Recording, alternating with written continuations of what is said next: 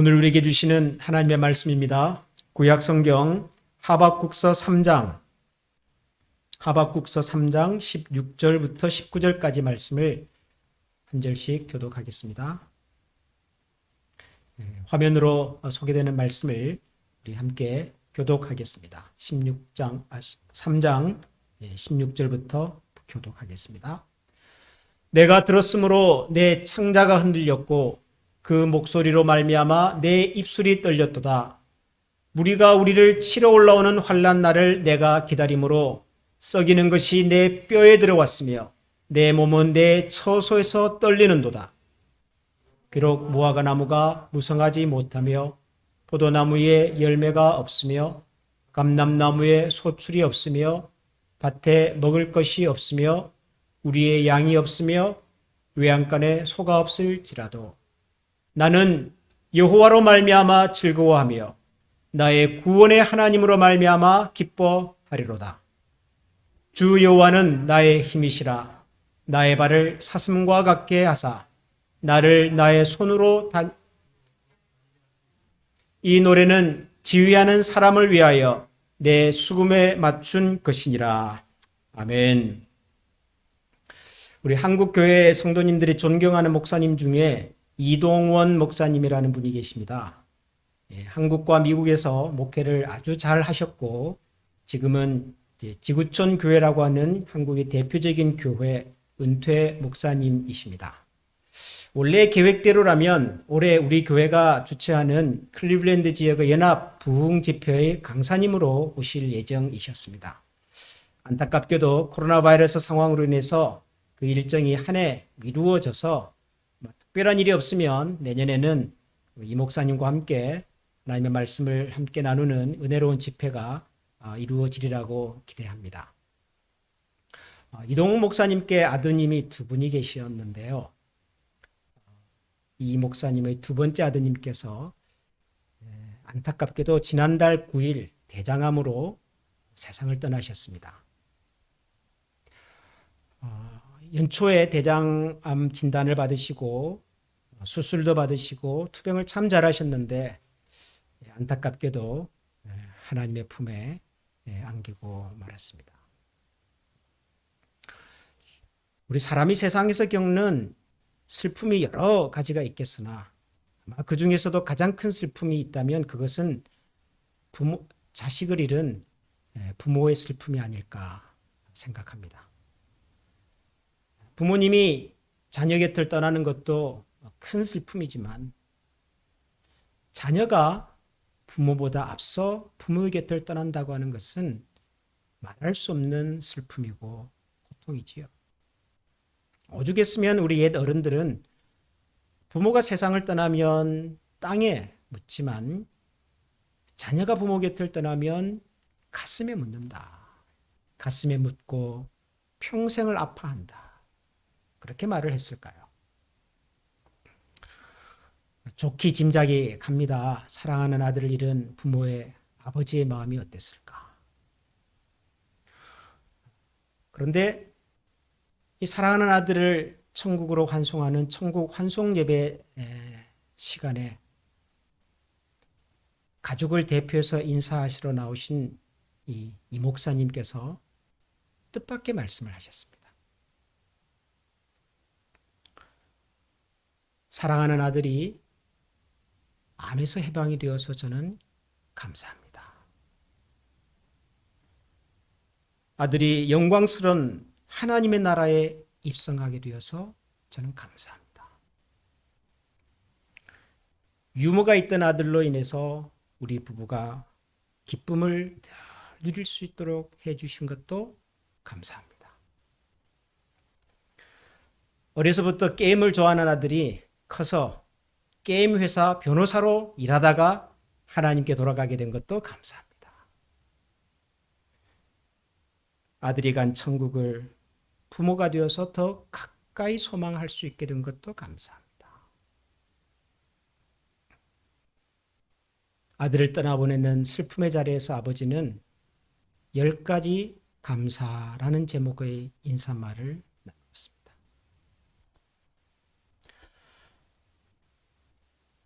그 어떤 경우에도 자식은 물론이고 가족이 사랑하는 형제 자매가 우리 곁을 떠날 때 그걸 감사하다고 말할 수는 없습니다.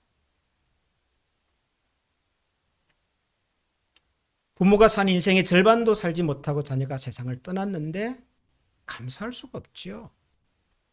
어린 시절 부모를 따라서 미국으로 왔습니다. 언어도 문화도 낯선 환경이었겠지요. 열심히 공부를 했어요. 한국과 미국의 훌륭한 로스쿨을 수석으로 졸업을 하고 국제 변호사가 되고 그리고 IT 회사에서 열심히 일하던 43세의 젊은 아들입니다. 그 아들의 웃음을, 그 아들의 밝은 모습을 더 이상 볼 수 없는데 어떻게 부모가 그런 자리에서 감사하다고 말할 수 있을까요? 불가능한 일이죠. 적어도 세상의 상식으로는 불가능한 일입니다. 그런데 그 불가능해 보이는 일이 그날 그 애도의 자리에서 있었습니다. 그 아버지의 감사의 인사말을 들은 많은 참석자들이 숙연해졌습니다. 저도 그 뉴스를 듣고 한동안 마음이 먹먹해지는 것을 경험을 했습니다. 우리 주변에도 우리 부모님을 혹은 우리의 형제 자매를 그리고 우리의 자녀를 먼저 떠나보낸 가족들이 있지 않습니까? 그럼에도 불구하고 내 인생의 절반도 살지 못한 아들을 하나님께서 허락해 주셔서 그 아들의 유머를 통하여 부부가 기쁨을 누리게 해주시고 그 아들로 인하여 많은 사람들의 삶에 희망의 꽃을 피우게 해주셨던 것을 기억하면서 감사하다고 말할 수 있는 것, 감사하다고 말할 수 있는 부모. 저는 이것이 바로 신앙의 위대한 힘이 아닌가 그런 생각이 들었습니다. 믿음이란 가능해 보이는 것을 가능하다고 말하는 것이 아니라 가능해 보이지 않은 그 일을 가능하다고 말하는 것이니까요. 믿음이란 보이지 않는 것을 보는 것이고 바랄 수 없는 중에 바라는 것이 그게 믿음이니까요. 나도 언젠가 만약에 이런 아픔과 슬픔이 찾아왔을 때 저렇게 고백할 수 있다면 얼마나 좋을까 하는 생각도 들었습니다. 성경을 읽어보면 바랄 수 없는 중에서 바라고 기대할 수 없는 것을 기대하고 그리고 전혀 감사할 수 없는 것 같은 상황 속에서도 감사를 노래하고 감사를 고백하는 사람들이 많이 있습니다.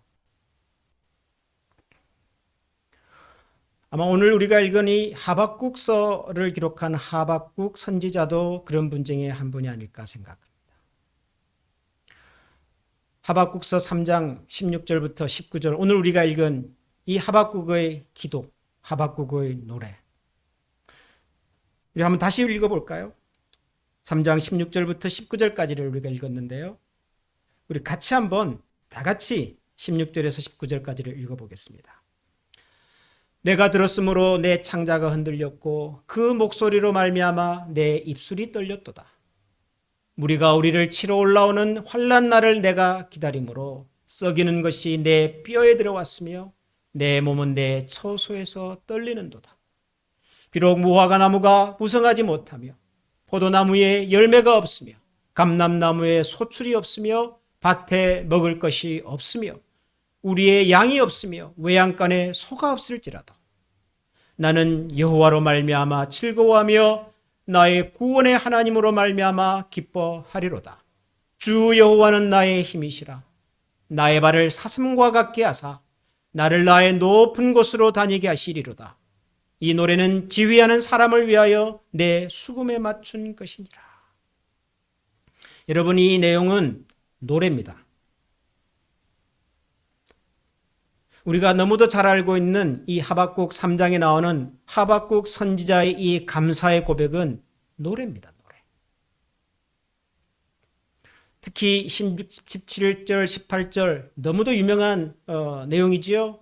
무화과 나무 잎이 마르고 포도나무에 열매가 없고 외양간에 소가 없고 우리의 양떼가 없어도 다 없답니다. 없다는 말이 무려 6번이나 나와요.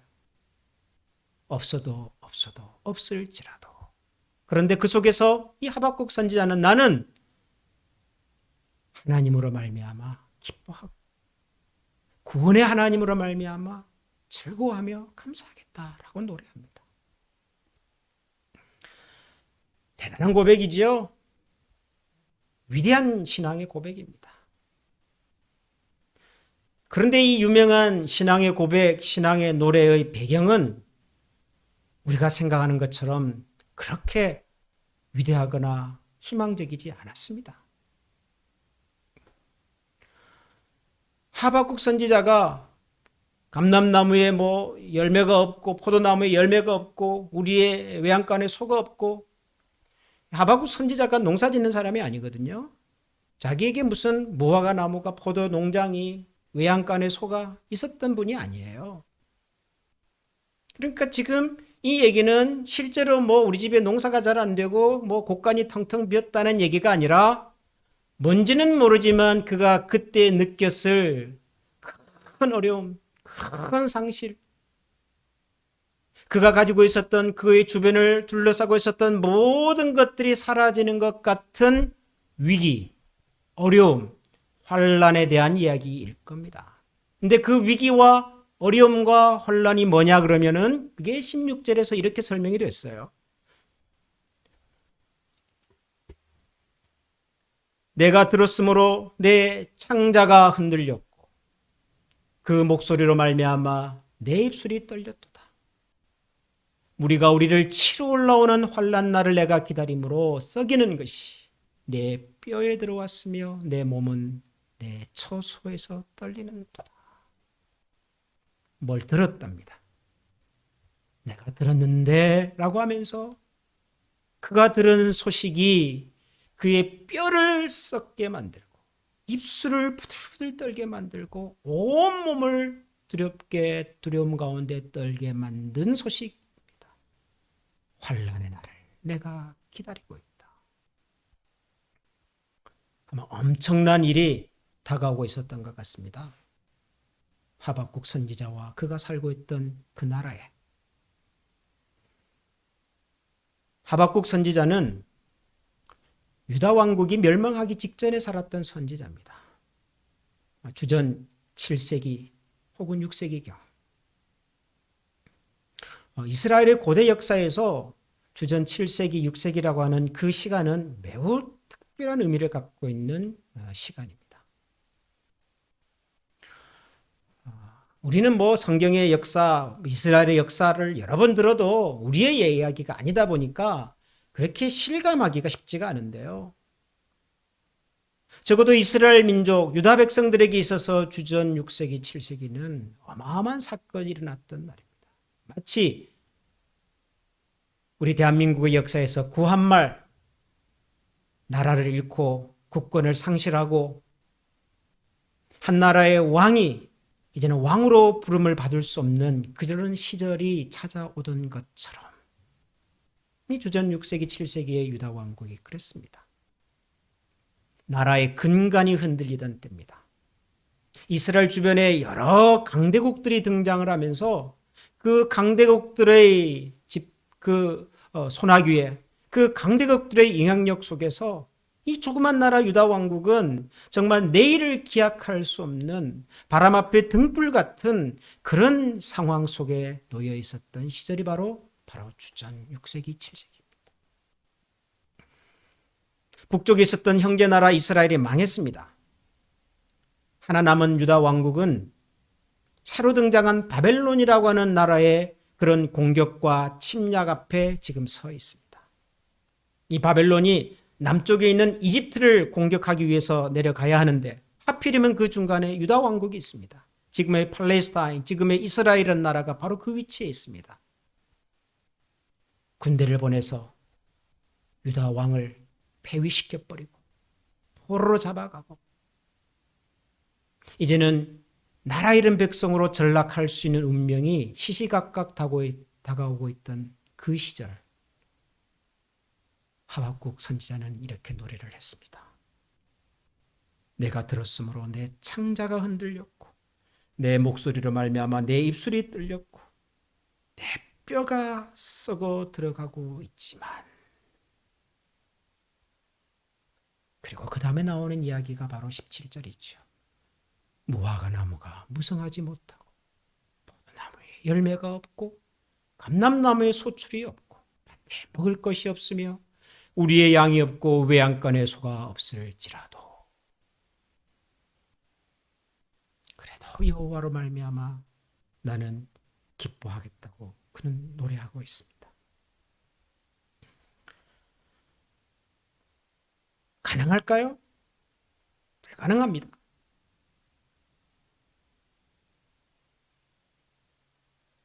뭘 감사할까요? 무엇을 감사할 수 있을까요? 우리는 그 1년 동안 지금 전 세계적인 코로나 바이러스 상황으로 인해서 많은 것을 잃었습니다. 뭐 경제적인 손실, 이건 뭐 말할 것도 없고요. 사람을 만나지 못하고 우리의 생각을 나누지 못하고 하나님께 예배를 드릴 수가 없고 우리가 알던, 우리가 사랑했던 사람들이 우리 곁을 떠나고 있고, 그리고 이 일이 언제까지 계속될지 알 수가 없는, 그런데 추수감사절이 찾아왔습니다. 여러분, 뭘 감사할 수 있을까요, 우리가? 여러분, 뭐가 감사하세요? 정말 이 추수감사절에 하나님 앞에 감사의 기도와 감사의 감격과 감사의 고백이 정말 가능할까요? 저는 불가능하다고 생각했습니다. 캘리포니아에 큰 산불이 나지 않았습니까? 미국의 대표적인 와인 산지 나파밸리, 소노마밸리, 여기까지 불이 번졌어요. 집이 탔습니다. 괜찮아요. 조상 대대로부터 해왔던 농장이 다 타버렸어요. 저장해 놓았던 모든 포도주가 다 타버렸습니다.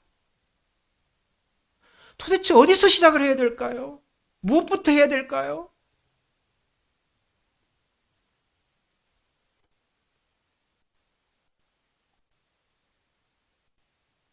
하박국 선지자가 말했던 그의 입술을 떨게 만들고 뼈를 상하게 만들고 몸을 부들부들 떨게 만들었던 상황이 그때만의 이야기가 아니라고요. 지금도 여전히 우리가 기대하고 우리가 믿었고 우리가 바랐던 것들이 우리의 의지와 상관없이 우리 곁을 떠날 때가 얼마나 많은지 모릅니다. 그런 세상을 살아가는 우리 입술에서 감사가 가능할 수 있다면, 여러분, 그 감사의 이유는 절대로 포도 열매에 있지 않습니다. 우리가 만들어 놓은 외양간에 소와 양떼가 가득 있어서 감사한 것은 아니라고. 이런 상황에서도 우리가 만약 감사를 노래할 수 있고 감사를 이야기할 수 있다면 그건 오직 단 한 가지 이유 때문입니다. 구원의 하나님으로 인하여 나를 나되게 해주셨고 나의 존재를 가능케 해주셨고 지금 나에게 허락된 모든 것을 값없이 주신 그 하나님으로 인하여, 그 하나님이 우리의 감사의 근거고 이유입니다. 하박국의 노래를 이렇게 읽다 보면은 참 표현을 재밌겠다 이런 생각이 드는 대목이 하나 나와요. 그게 뭐냐면 18절 19절 이런 내용입니다. 나는 여호와로 말미암아 즐거워하며 나의 구원의 하나님으로 말미암아 기뻐하겠다. 주 여호와는 나의 힘이며 나의 발을 사슴과 같게 하사. 나의 발을 사슴과 같게 하사. 나를 나의 높은 곳으로 다니게 하신다. 높은 곳은 힘든 곳이겠죠. 사슴에게든 사람에게든 누구에게든 높은 곳은 힘든 곳입니다. 뛰어다닐 수 없는 것이지요. 어려움입니다. 고난입니다. 그런데 하나님께서 이 높은 산을 깎아서 평지로 만드시지 않으셨어요. 거친들을 황량한 들판을 개간을 해서 풍요로운 논과 밭이 되게 하지 않으셨어요. 높은 산은 높은 산으로 있고 거친 밭은 거친 밭으로 그대로 있습니다. 그런데 하나님께서는 나의 발을 사슴과 같게 하사 높은 곳을 뛰어다니게 하실 때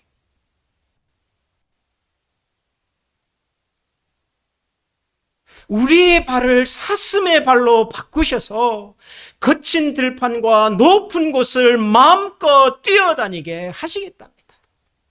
이 하나님을 바라보니까 하박국은 포도밭에 열매가 없고 외양간에 소가 없고 양떼들이 다 사라졌고 이 국가가 풍전등화와 같은 위기 앞에서 흔들리고 있음에도 불구하고 구원의 하나님으로 인해서 나는 기뻐하고 즐거워하고 노래하겠다고 얘기해요. 사랑하는 아들을 보내면서 10가지의 감사를 말할 수 있었던 그 목사님의 마음에도 아마 이 구원의 하나님으로 말미암는 감격이, 감사가, 기쁨이 있었을 거라고 저는 생각합니다. 이게 믿음의 길이고 이게 신앙의 힘이라면 저는 우리 모든 한미 가족들이 동일한 감사의 고백과 노래를 2020년 추수감사절에 할 수 있기를 저는 소원합니다. 늘 할 수 있어서 했던 감사가 아니라, 늘 풍성해서 드렸던 감사의 제사가 아니라, 누구라도 마음만 먹이면 드릴 수 있는 추수감사절 예배가 아니라, 아무리 생각을 해봐도 감사하기가 어려운 상황 속, 감사의 제사와 열매를 드리기가 어려운 시절 속에 하나님, 저는 그날 그 시간 그 현장에서 구원의 하나님으로 인해서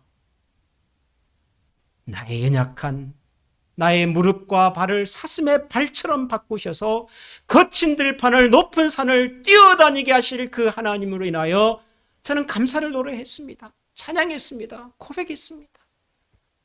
2020년의 추수감사절을 우리 모두가 그렇게 기억할 수 있는 이 감사의 예배가 될 수 있기를 저는 기대합니다. 그래서 먼 훗날 우리가 하나님 앞에 섰을 때 우리 인생의 가장 깊고 어두운 순간에도 우리가 감사를 잃어버리지 않았음으로 인하여 하나님께 기쁨의 제사를 올려드리고 하나님의 칭찬과 상급을 같이 기다릴 수 있는 그런 믿음의 가족들이 될 수 있기를 주님의 이름으로 축원합니다. 여러분, 이 시간에 우리 한번 같이 기도하십시다. 감사의 기도를 드리십시다. 포도나무에 열매가 없습니다. 우리의 외양간에 소가 없습니다. 우리 잔고가 바닥을 향해 가고 있습니다. 교회에 다시 모일 수가 없어서 예배를 같이 드릴 수가 없습니다. 모든 것들이 어렵다고 말하고 있습니다. 그러나 이런 상황 속에서도 하나님은 변함없이 우리를 기억하시고 우리를 지키시고 우리를 붙드시고 우리 가운데 크고 놀라우신 하나님의 구원의 역사들을 베풀어 내실 것입니다. 우리의 발을 사슴의 발이 되게 하실 것이고 높은 곳을 뛰어다니게 하십니다. 그 하나님으로 인하여서 우리 이 시간 다 같이 찬양과 기쁨과 감사의 기도를 하나님 앞에 올려드릴 수 있기를 소원합니다. 다 같이 한번 기도하겠습니다.